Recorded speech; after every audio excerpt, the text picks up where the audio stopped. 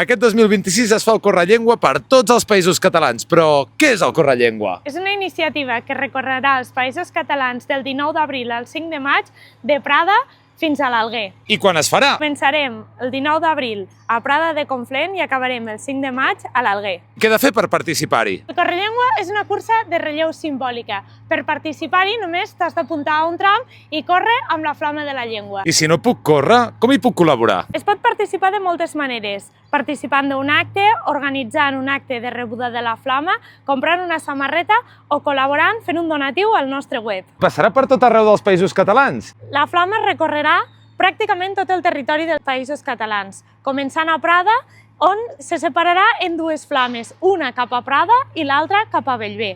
D'allí les flames aniran a Lleida i cap a Barcelona i s'uniran a Tarragona, seguint pel País Valencià i després a les Illes i l'Alguer. I amb tot això, què aconseguirem? Davant d'una llengua que no para de ser atacada, reivindicarem l'agermanament entre els pobles, la unitat lingüística i el dret a viure 100% en català. Apunta't al Correllengua!